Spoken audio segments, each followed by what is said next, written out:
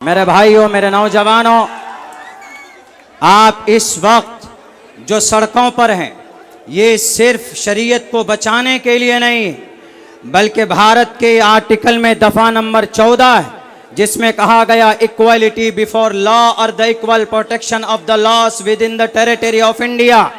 आप इसकी हिफाजत के लिए भी मैदान में हैं। आर्टिकल नंबर 25 आप उसकी हिफाजत के लिए भी मैदान में हैं।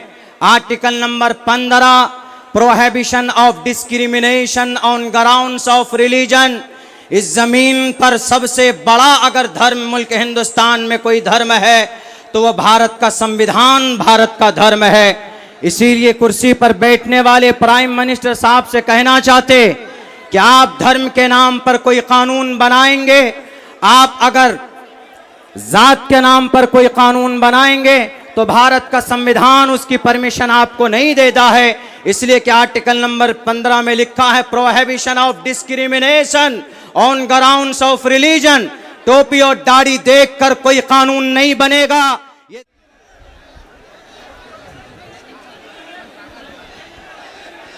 बिस्मिल्लाहिर्रहमानिर्रहीम।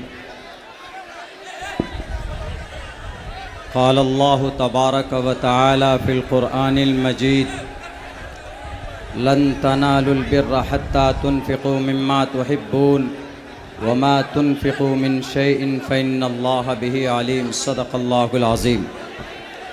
क़ाल रसूलुल्लाहि सल्लल्लाहु अलैहि वसल्लम इज़ा मातल इंसानु इनक़ता अन्हु अमलुहु इल्ला मिन सलासा इल्ला मिन सदक़तिन जारियतिन औ इल्मिन युंतफ़अु बिही औ वलदिन सालिहिन यदऊ लहु औ कमा क़ाल नबिय्यु अलैहि सलातु वस्सलाम।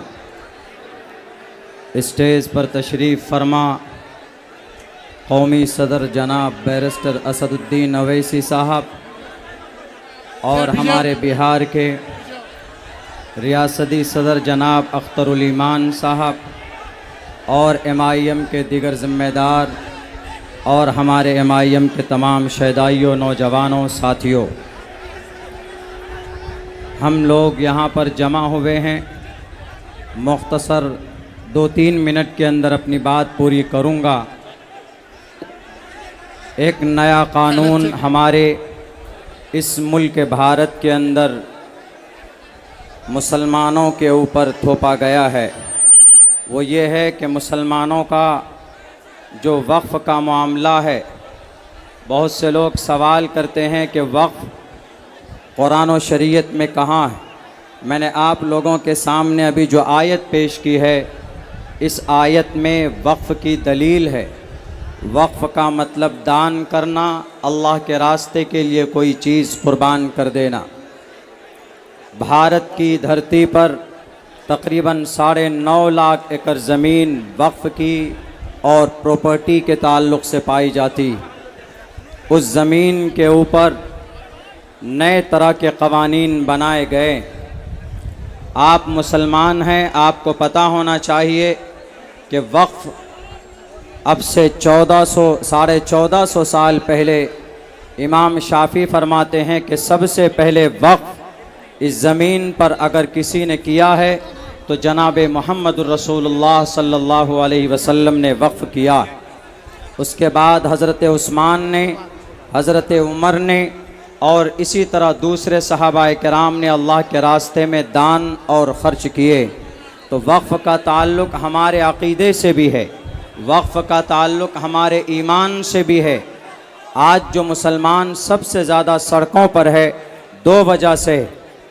एक तो ये कि हमारा जो वक्फ़ का मामला है, चूँकि शरीयत से इसका रिश्ता है, हमारे अक़ीदे से इसका रिश्ता है और हम मुसलमान शरीयत से।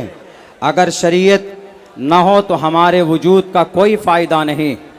दूसरी बात यह है कि भारत के संविधान में, भारत के जो कानून बना है, उसके अंदर कई सारे आर्टिकल्स के अभी जो क़वानीन बनाए गए उसकी ख़िलाफ़ वर्जी की गई। मुसलमान सबसे ज़्यादा सड़कों पर इसलिए वह अपने अक़ीदे को भी बचाना चाहता है और भारत के संविधान को भी बचाना चाहता है। मेरे भाइयों, नौजवानों, मुसलमानों, आप यकीनन इस वक्त आप मैदान में हैं। मुल्क हिंदुस्तान में अगर इस बिल के खिलाफ सबसे ज़्यादा जिस जमात ने बढ़ चढ़ कर हिस्सा लिया है, उस जमात का नाम ऑल इंडिया मजलिस इत्तेहादुल मुस्लिमीन है। वहीं पर दूसरी जमातें भी बढ़ चढ़ कर काम कर रही, लेकिन इस उम्मत को अगर किसी ने बेदार किया है तो बैरिस्टर असदुद्दीन अवैसी साहब ने बेदार किया है, वरना 90% लोग नहीं जानते थे कि वक्फ क्या है और क्या कानून बना है। मेरे भाइयों, मेरे नौजवानों, आप इस वक्त जो सड़कों पर हैं, ये सिर्फ शरीयत को बचाने के लिए नहीं, बल्कि भारत के आर्टिकल में दफ़ा नंबर 14 है, जिसमें कहा गया इक्वालिटी बिफोर लॉ और the equal protection of the loss with in the territory of India. आप इसकी हिफाजत के लिए भी मैदान में हैं। आर्टिकल नंबर 25 आप उसकी हिफाजत के लिए भी मैदान में हैं। Article number 15 prohibition of discrimination on grounds of religion. इस जमीन पर सबसे बड़ा अगर धर्म मुल्क हिंदुस्तान में कोई धर्म है तो वह भारत का संविधान, भारत का धर्म है।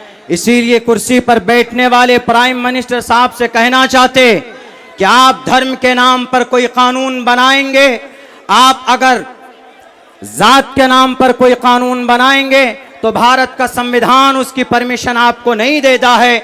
इसलिए कि आर्टिकल नंबर 15 में लिखा है prohibition of discrimination on grounds of religion. टोपी और दाढ़ी देखकर कोई कानून नहीं बनेगा। ये देश चलेगा तो भारत के संविधान से चलेगा, जो इस देश का कानून है, इस देश का धर्म है। और आप अगर ये समझते हो कि भाई ये बुज़दिल कौम है, ये कुछ करना नहीं जानती है, तो सुन लीजिए। 2 मिनट में अपनी बात पूरी करता हूं। इस मट्टी को बचाने के लिए सबसे पहले मैदान में 1755 के अंदर अगर कोई था तो यही कौम अली वर्दी खान था। अगर इस देश की मट्टी को बचाने के लिए 1799 में अगर कोई अंग्रेज के सामने खड़ा था तो वो शेर मैसूर टीपू सुल्तान था। 1831 में सर पे कफन बांधकर अगर इस मट्टी को बचाने के लिए कोई मैदान में थे तो इसी कौम के लोग सैयद अहमद शहीद बरेलवी थे 1757 के अंदर। और जनाब 1919 में जलियांवाला बाग में हमारे लोगों ने कुर्बानी दी। उस वक्त इसी कौम ने देश को आजाद किया था। अगर आप जैसे जालिमों से इस देश को आजाद कराने की जरूरत पड़ेगी तो यही कौम सर पर कफन बांधकर मैदान में निकलेंगे और देश को आजाद कराएंगे। बहुत बहुत शुक्रिया, जज़ाकल्लाह। 1 मिनट में एक मैसेज और देना चाहता हूं। दान का ताल्लुक इस्लाम से नहीं, हिंदू से भी। गीता में एक मंत्र है, दातव्यमिति यद्यानम दीयते नुपकारिणे देशे काले च पात्रे च तद्दानम सात्विकम स्मृतम, कि दान करो, दान कीजिए। और दूसरी चीज, गद्दी पर जो बैठा है उसके लिए एक पैगाम, यानी मिस्टर प्राइम मिनिस्टर साहब के लिए वो लिखा हुआ है कि जा नरपति पर जा दुखदाता, सो नर तुरंत नरकम हो जाता।